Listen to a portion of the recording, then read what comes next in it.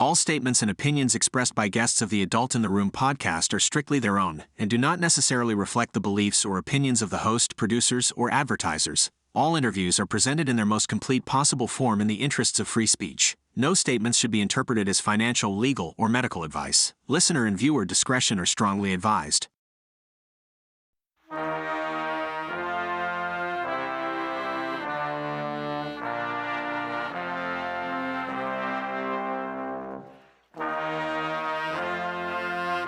It's the Adult in the Room podcast with Victoria Taft. That's me.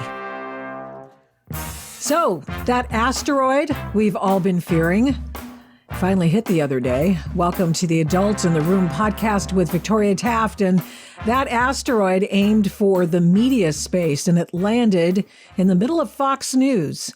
The left, seeking total information dominance, finally succeeded in turning Fox News into a news eunuch that will not Bigfoot MSNBC or the hapless CNN anymore. No, we'll have parity in the news business, which means we will have no exceptionalism.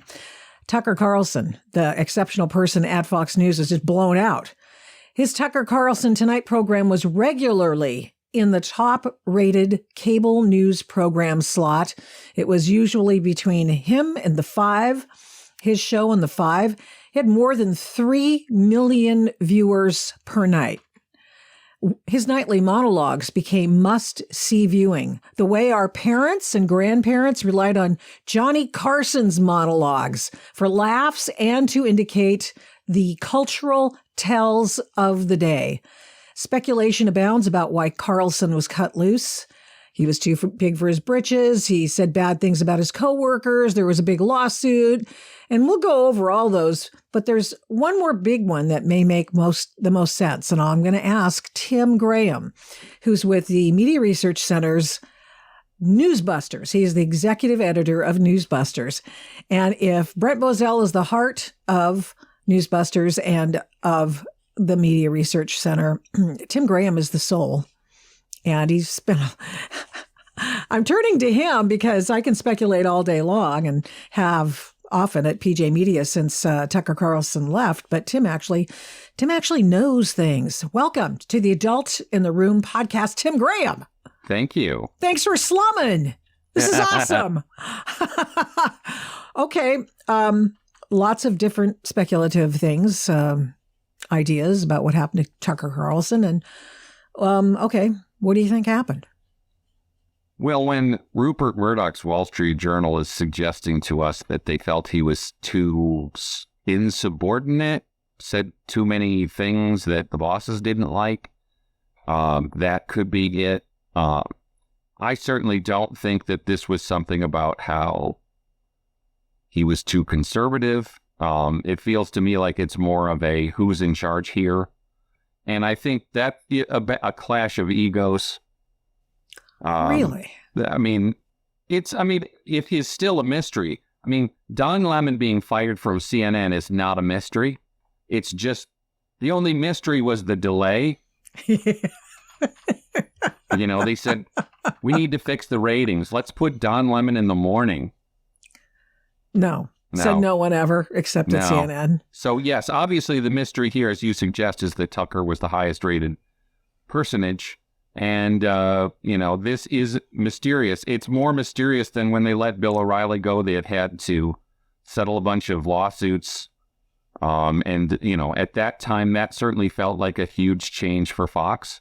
It didn't end up being a huge change. So color me skeptical that we'll see whether this is a huge change. Part of that actually depends on what Tucker decides to do next. Well, video he put out garnered more views than most television shows. So you could suggest what he does next could certainly color the way we perceive what Fox does next. In what way? Well, in that, if the real reaction of Fox News viewers is, I'm not watching you at 8 o'clock or I'm not watching you at all, that will be felt. I'm just not sure. We had these same sorts of questions after the 2020 election when there was a real, quite obvious drop in Fox's ratings after they prematurely called the Arizona results when they really did not have to do that. I don't know why they decided they had to be first on that call. You know, the liberal networks are never first to call a state that makes the Democrats look bad. So Fox recovered from that. I think that the real issue here is that the Fox viewer or the Newsmax viewer or the conservative talk radio listener is looking for that alternative information that the liberal media suppresses. And that's the real secret in terms of why these, why these things are watched. And I think to some degree, Fox has shown you can swap people in and swap people out, and they can at least continue to be number one. I mean, if Fox got so bad that it was below CNN, we could all be in crisis mode for them. I'm just not sure that's going to happen because we are still on the lookout for the stories that the others refuse to do. You know, what is going on? And even when they decide to do it, like, oh, there's this story about Hunter Biden, we're going to do 2 minutes and you won't hear it again tomorrow. Yeah. Content is king then, again. We're all looking for alternative news. And of course, here we're trying to dig it up and say, here's what's not being covered that you should be looking out for. And, obviously that's not just Fox News. It's a whole range of conservative YouTube channels and websites and radio shows and places where you can get alternative information. Investigative journalism on the conservative side is something we should all be encouraged to look for. And yet, Tim Graham, you and I both know that the idea of the January 6th investigative journalism, the unseen videos that Kevin McCarthy allowed Tucker Carlson to see, that was a 1.4 day story, and no one else on Fox picked it up. What the hell happened? I certainly thought what was really illustrative about Tucker Carlson's look at these videos were, to me, the videos were not epic, but they were still sort of revealing because these are the things that the committee didn't want anyone to see or to focus on. And I think what that underlined for us was just how you talk about information dominance. The Pelosi-picked panel had a narrative and everyone followed it. There was this really bizarre moment the other night on the PBS NewsHour where Jonathan Capehart tried to argue that Fox didn't cover the January 6 hearings, which is bizarro because it's like they covered them all day long in the daytime. They only didn't cover them live in the evening. But, they were right there with everyone else sharing hours and hours and hours of this very carefully pre-packaged media. I don't know if you could call them hearings. They were not hearings in the conventional sense. Every once in a while you get a witness. But remember, none of the witnesses, none of them, and a lot of them are Republicans and Trump employees, but none of them said anything surprising to the committee, anything that upset the people on the committee. There was really no dissent, in the hearings. And that's sort of what stood out then is that Tucker Carlson sort of bringing a different narrative and saying, this is actually what happened. This is some videos of some of the things we saw, and questioning, why was the prosecution of some of these people so severe? So, I mean, I don't have a lot of conspiracy theories about January 6th, but I do have a strong suspicion that the liberal media only want one view of it. They just don't allow dissent. And the overwhelming rationale for what we're doing right now is to say, all these people who claim to be the saviors of democracy are information suppressors. They don't believe in democracy. They're banning the English language one word at a time and keeping what they like or changing the meanings. So the January 6th thing really does bother me. That was the very first thing my brain went to when I, when, of course, we found out that Tucker Carlson had been blown out on Monday. And because I saw that the obvious reaction was, I mean, when the January 6th videos appeared and Tucker Carlson began, hey, it's going to be night 1. This is it. Well, you expected there to be a night 2 and a night 3 and a night 4. And a rumpled-looking, chastened-looking Tucker Carlson was there the next night, not leading, as I recall, with his own huge get, the big story. And it said to me, somebody got to him. Somebody said, no, this isn't going to work for us. So, the 6 ways from Sunday Chuck Schumer situation. I kind of wondered about that. Well, there was overwhelming, hyperbolic opposition. Yes, when Schumer is basically suggesting to Murdoch that Tucker shouldn't be allowed to go on it for night 2. This is, again, you say you believe in democracy, but you don't. You're not going to allow anybody to take an alternative interpretation of the camera views that we all could see with maybe a different spin. And this is the way they are, is that anything that does not match their narrative is misinformation.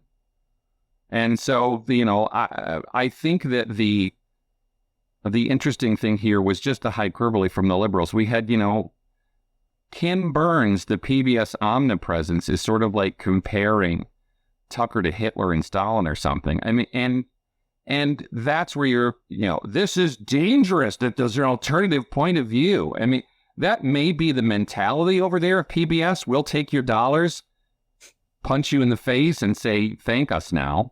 But, democracy in action at PBS. Yeah, democracy in action. We'll take that. Yeah, we'll take your money. You know what democracy is at PBS? David Brooks and Jonathan Capehart agreeing with each other every Friday. Drives me nuts. I defy anyone watching to go and read a Jonathan Capehart op-ed or whatever his analysis and not shake your head a couple sentences in. Just not be shaking your head a couple sentences. It's not undoable. It always happens. So, okay, back to Tucker just for a second. Actually, for a lot. So you really think it came down possibly to how big his britches were? He was thinking he was like too big for his britches. And I think, yeah, sure. I've been let go from a job because they thought I was being too big for my britches because I actually said one time on the air, well, it's my show. And they really didn't like that. It was like, oh my God, these people, they have such thin skin. What the hell? But I mean, it just made it much more easy for them to do that. The Murdoch family was getting too much pressure, I think, from him. And to what extent do you believe? And then Vince Coglianese put out a different idea the other day of what happened. I don't know if you heard it. I'll tell you about it in a second on WMAL. And I just thought, holy crap, maybe it is true. But how much do you think the Dominion lawsuit had any role in this, Tim Graham? If they were trying to fire people who really caused the problem on the Dominion lawsuit, you would have thought they would have started with the ones the liberals were speculating about Maria Bartiromo or Judge Jeanine. One of the things that we keep pointing out is that when it came to Sidney Powell's Kraken revelations, Tucker Carlson said she won't come on, she won't answer our questions, and you have to give us the truth about this. And so he doesn't seem like the central guy here. And if really the narrative out of Dominion when they were releasing all these embarrassing little text messages is it's Tucker saying, I hate Trump, he drives me crazy, when is he just going to go away? And part of that is I always thought the context for that was just how much pressure Trump was bringing to bear in that December and January period to say, you have to put these people on. I mean, if you really want to blame somebody for Dominion, you could start with the former president. But because they put on all of these lawyers of his that he selected to make these wild and unsupported claims. And so I don't think it would be fair to say somehow Tucker has to be the scapegoat for the Dominion lawsuit. Yeah. I don't think so either, but I just wondered. I mean, he certainly wasn't central to it. It was just another lawfare program by the left, I always believed, just to get discovery so that they could get those text messages and do whatever to get their information so that they can bespoil Fox News even more than they already have. And I mean, I can remember them going after Fox during Bill O'Reilly's tenure there. And they've gone after Sean Hannity with, hatchets and sickles. And so I don't see that was necessarily anything different from that which has already occurred before against Fox News. But this time, for whatever reason, they really hit pay dirt. They got Fox for the Bill O'Reilly stuff because the sex stuff or what have you. And then they got Tucker. And then they tried to bring in a sex lawsuit or discrimination lawsuit into it, but they'd never met each other. So that was probably not dog wasn't gonna howl over that one. So. Well, I mean, it is. We always have to factor in here. I did a television show on the old Paul Weyrich National Empowerment TV back in the 90s, and some Democrat strategist came on to sit next to me, and she said to them, "I wasn't sure whether to show up today because I don't really believe you should exist." And I believe she said that on television. She didn't say it off camera, but liberals really think that Fox is endangering to democracy because they don't agree with them. It's just it's the craziest, nuttiest thing, and that's like our range of opinion is Pelosi to Liz Cheney in the current environment. That's as broad as something we're willing to consider. It's the same way they were all pushing Colin Powell for president back years ago, and they said, the journalists said out loud, we're looking for a Republican we can work with. And that means, go along, get along. Nixon, Jerry Ford, 1970s Republicans, and that's just not where we are today. Just as a side note, they found plenty of reporters with whom they can deal over at the White House, the Biden White House. For example, the LA Times reporter who gave up the question that she was planning to ask the president, and he had it in writing, and he was ready to answer it when he called upon her. Is that usually how it's done at the White House Correspondents Association, Tim Graham? Let's hope not. The real scandal, there's several layers of scandal in this.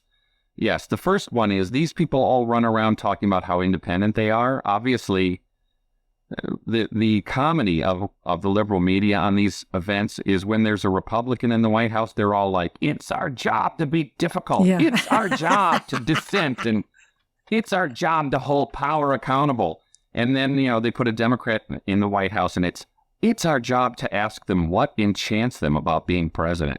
Yes. Right? Like Jeff Zeleny back in the day. So they're trying to, their defense line right now that the president clearly had the subject of the question and the gist of the question. It was right there on the sheet. And they were left with people like this Arlette Saenz on CNN were saying, well, the question that she asked was longer and more complex than the notes the president had. Like, that's any defense. The fact of the matter was, yes, this is what they call a 2 and 2, because there's 2 questions for the U.S. president, 2 questions from the foreign press, in this case, the South Korean press. And so he only had 2 questions coming from the U.S. press, and this was the first one, and he had it right there. The photographer exposed, he had the question right there. So yes, the whole question we should be asking is, yes, where on earth is the White House Correspondents Association to suggest you've all been compromised? You all don't look independent at all. You look like you're working hand in glove. But the real focus here ought to be on the Los Angeles Times. And are they really an independent newspaper, or are they just hand in glove here? Because this is a whole new level of hand in glove. You can look at the coverage of Biden's re-election announcement, and they all sound like the president said this, the president said that, the president's looking forward to this, and the only real dissent in there was, our polls show people don't really want him to run and they think he's too old. But there's nothing in there where they'll allow, because they're all a bunch of leftists. The president might be unpopular because not everybody wants to ride a bicycle. Not everybody wants to change genders. Not everybody wants an abortion. That there's any position that the Democrats take that might be unpopular with somebody. They're just not going to allow that. So the only issue they're allowing is, gosh, maybe his age is an issue. Gee. So I kind of wonder when there's no news at the White House, which is most days, and the White House press corps is just sitting around, can't they just, be his dog walker or something? While he has a dog, right? Does he have another dog? I think he still has a dog there. I think, look, there's lots of things going around that the president or the press secretary can be asked about. And sometimes you see that, we were noting that Edward Lawrence of Fox Business was really throwing at Karine Jean-Pierre, talking about just how bad inflation has been the last couple of years, just to try to underline this. And of course, the answers that she gives are crazy. Like the border is under control. Remember, all these people ran around about democracy dies in darkness and the truth's more important now than ever. And they let her say the craziest stuff. She was saying something the other day about how the Republicans want to melt your bones. And you're like...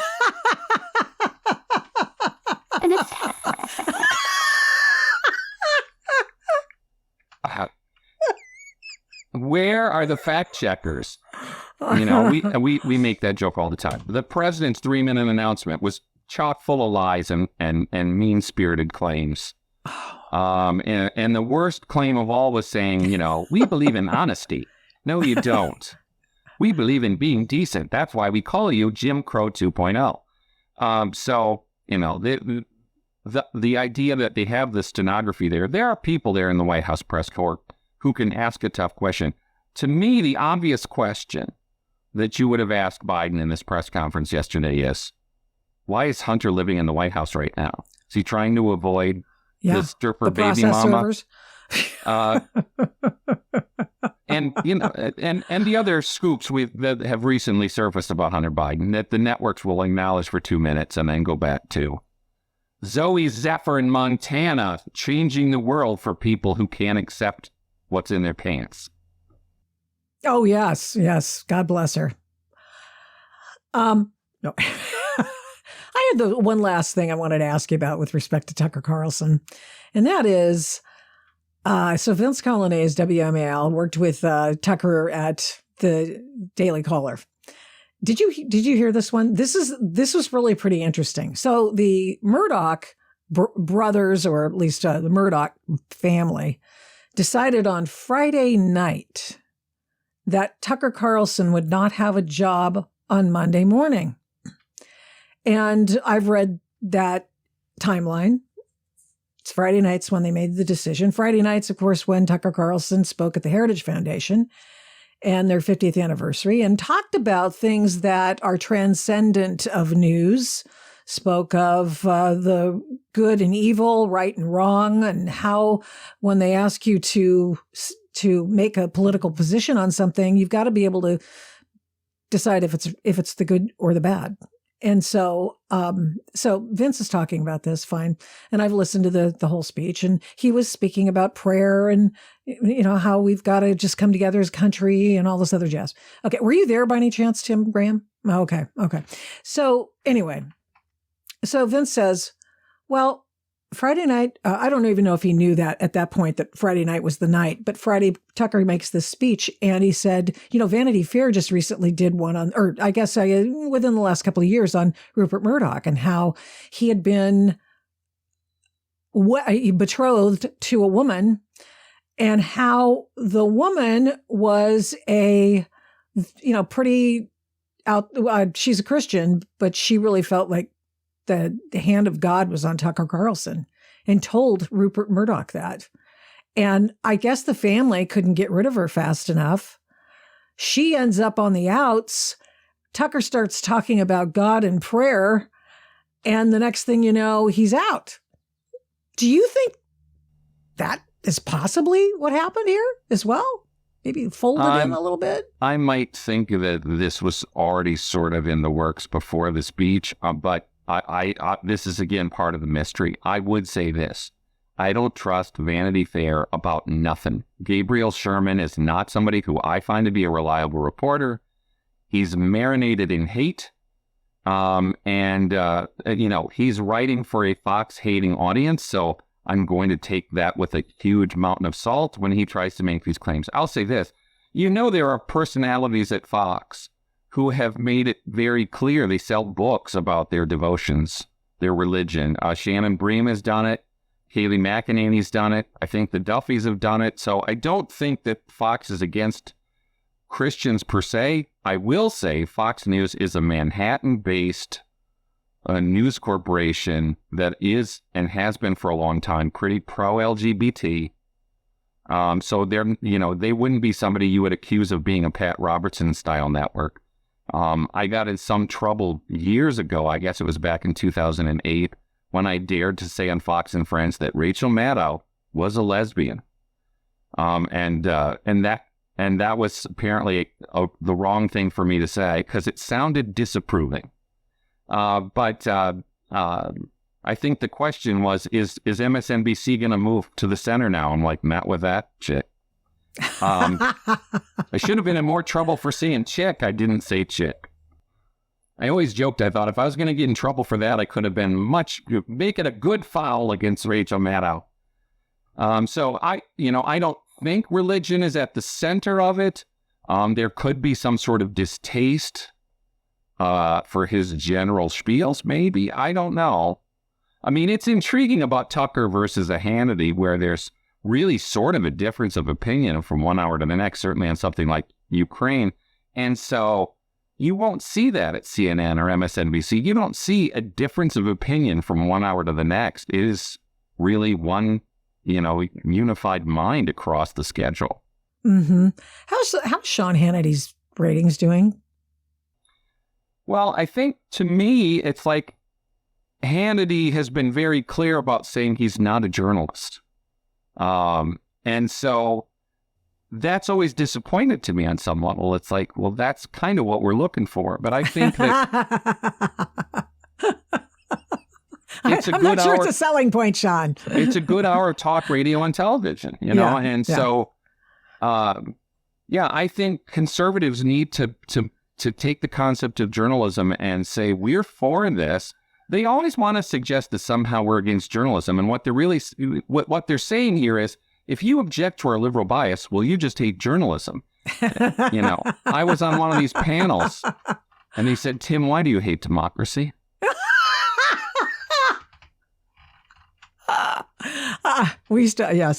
Yes. We had a city councilman when I was in Portland doing radio there. We had a city councilman, and that's exactly what he said every single time. What do you have against homeless people, Victoria? I don't have. Why do you hate the fill in the blank so very much? What is your personal problem with this? And I just thought it was funny. It's like, oh, sure, Randy, that's why. You always just want to say, I don't hate them, Randy. I just hate you. I just a couple more things. Dan Bongino, did this have any connective tissue with Tucker Carlson at all, with the Murdochs? I don't know. That one's a mystery too. And of course he's also disassociation from the radio show he does. So I'm just not sure what's going on with Dan. I'm not as plugged in as maybe I should be. We spend most of our days watching liberals though. Oh, I see. Poor thing. Well, look, you can't do it. I've been doing this since 1989. You can't do it if you don't enjoy it. I mean, it's it's amusing. Sometimes it's outrageous and it makes you angry, but a lot of times it just makes you go, come on. Who is truly the dumbest person who does television right now? And can be right or left. This is one of those things where Donald Trump and I can probably agree. I would think it's Don Lemon. The late, great Don Lemon. Some people say it about David Muir, who does the evening news on ABC, because he's got an enormous pile of hair on top of his head. I like making the joke that he and Joe Scarborough, it's like Ratatouille. They have little rats that tell them how to say the news. But Yeah. no, my joke about David Muir is always like, are you going to lead with the weather again? Tonight, it's snowing in Minnesota. I don't even watch him. So I know who. I mean, all I know, David Muir. I take myself very seriously. Huh? He and Scott Pelley very seriously. I mean, I have to say though, I some things are unlistenable. I'm a radio guy, as you know, and I get to the point. I used to be a screamer on the air. I can't stand listening to the screamers anymore, and I don't care what political background you are, or whether you're Bongino or Sean Hannity. I can't listen anymore. I mean, I just, just not working for me. I think there's something to be said for passion, but my wife would tell me, stop yelling. So I have that sort of internalized, puts a break on things. So you don't know for sure why Tucker Carlson got blown out, but you and I can both agree that the media landscape has changed until the next big star comes along for Fox News. Where do you think he'll end up? Talk about that landscape and then talk about where you think he might end up. Well, I imagine it's not like he's going to say, I'm going to go down the steps to Newsmax or OAN or News Nation or something. I mean, a lot of people would assume he'd get some sort of Substack or, start a show on Rumble. I don't know. He can call me though. You want to tell me? Call me. The one time I talked to him on the phone, he yelled at me. So, is he a jerk? He was to me. I mean, a lot of people just cannot sing his praises enough, and others said, well, he was dismissive, and I'm just a little person, and that's just not cool. Well, I'm not much of an insider there. I was on the show early on and enjoyed being on the show, and the show in that early phase when the liberals were still willing to show up was probably the best show. The way he would just own the libs was quite satisfying. So, but I don't know what's going to happen, but we're always willing to learn.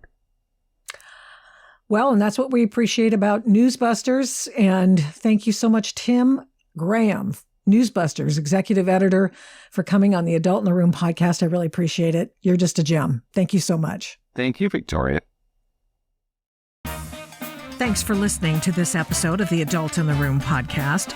To keep the programs you like to listen to, please rate this podcast with a fantastic 5 stars on your Apple Podcast app every time you listen. And give me a great review. Plus, of course, subscribe to the podcast. It makes a difference with the big tech algorithm and the big tech oligarchs, and it makes us easier to find. Please get in touch with me on all the big tech stuff. Yeah, we're still there. Using the names Victoria Taft or the Adult in the Room podcast on MeWe, Parler, Minds, Facebook, Twitter, and Instagram. Thanks to 1ACast for imaging, editing, and production. The fantastic song is Gospel by the March 4th Band of Portland, Oregon. Music for Antifa versus Mike Strickland is Ride or Die by Raps by RC. The Adult in the Room podcast is also a production of Flamingo Road Studios. Remember, head up, heart out, and strive to be the adult in the room. Till next time, mischief managed.